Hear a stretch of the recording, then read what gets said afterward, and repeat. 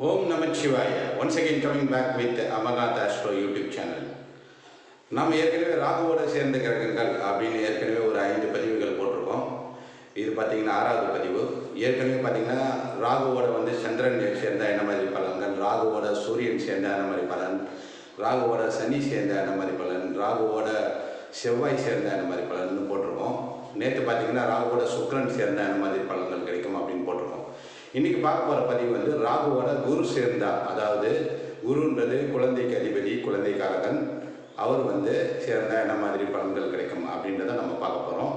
ராகுவோட குரு சேர்ந்தா அப்படின்னு பார்த்தீங்கன்னா, நம்ம ஏற்கனவே சொன்ன மாதிரி ஜோதிட புத்தகமாக இருந்தாலும் சரி, ஜோதிடர்களாக இருந்தாலும் சரி, பொது பலன்களாக ராகுவோட குரு சேர்ந்தால் அவங்களுக்கு குழந்தை பிறப்பு தாமதமாகும், அவங்களுக்கு பணப்பற்றாக்குறை இருக்கும், அவங்களுக்கு தந்தையினால் சப்போர்ட் வராது, அவங்களுக்கு பாக்கியஸ்தானம் கெட்டு போகும். ஏன்னா காலப்புருஷனுக்கு 9வது வீடு இல்லைங்களா, மேசத்திலிருந்து தனுசு வீடு, அதனால் அவங்களுக்கு பாக்கியஸ்தானம் கெட்டு போகும் ராகுவோட குரு சேர்ந்தா அப்படின்னு பொது பலன்களாக சொல்லுவாங்க.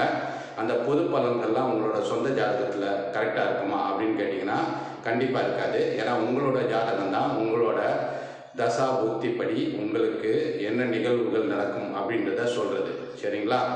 இப்போ இந்த ராகுவோட குரு சேர்ந்துச்சுன்னா உங்கள் ஜாதகத்தில் எப்படி வரும் அப்படின்னு பார்த்தீங்கன்னா, உங்களோட பிறந்த தேதி, பிறந்த நேரம், பிறந்த இடம், அதை பொறுத்து தான் உங்களுக்கு லக்னம் அதிபதி, லக்னம் எப்படி இருக்குது, அதோட சேர்ந்த கிரகங்கள் எப்படி இருக்குது, லக்னாதிபதி எப்படி இருக்காரு, உங்களுக்கு ராகுவோட குரு சேர்ந்தாலும் அந்த பலன்கள் தான் வருமா, இல்லை குழந்தையினால பிரச்சனை வருமா, பணப்பற்றாக்குறை இருக்குமா, தந்தையினால் பிரச்சனை வருமா அப்படின்றதெல்லாம் உங்கள் ஜாதகத்தில் அப்படி இருந்தால் தான் வரும். பெரும்பாலும் பார்த்தீங்கன்னா 95% உங்களுக்கு அந்த மாதிரி பலன்கள் வராது ராகுவோட குரு சேர்ந்திருந்தாலும். அதனால் உங்களோட சொந்த ஜாதகத்தில் எப்படி இருக்குன்றதை பார்க்கறது தான் சிறப்பான ஒன்று. இப்போ பொது பலன்களை பார்த்து நமக்கும் அப்படி இருக்குமா அப்படின்னு ஏன் நினைக்கக்கூடாதுன்னு சொல்கிறேன்னா, ஒரு டாக்டர்கிட்ட போயிட்டு ஒருத்தர் தலைவலின்னு மருந்து வாங்க போகிறாரு. அவருக்கு ஐபுப்ரோஃபன், பேராசிட்டமால் டாக்டர் எழுதி கொடுக்குறாரு. அவர் சாப்பிடும்போது தலைவலி போயிடுது. அதே ஒருத்தர் உங்களுக்கு தலைவலின்ற போது அதே டேப்லெட் சாப்பிடுங்க அப்படின்னு சொன்னால் நீங்கள் அதை சாப்பிட்டீங்கன்னா தலைவலி கண்டிப்பாக போகாது. ஏன்னு கேட்டிங்கன்னா, உங்களுக்கு தலைவலி கேஸ்ட்ரைட்டிஸ் ப்ராப்ளம்னால வராது. அதற்கு பார்த்தீங்கன்னா என்சைம் லிக்விடு அதெல்லாம் சாப்பிட்டா சரியாகும். ஏன் இதை சொல்கிறேன்னா, ஒரே மருந்து ஒரே பிரச்சனைக்கு இன்னொருத்தங்களுக்கு சரியாகுமா அப்படின்னு கேட்டிங்கன்னா கண்டிப்பாக சரியாகாது. அதே மாதிரி தான் பொது பலன்களாக இருக்கிறது பொது பலன்கள் தான்.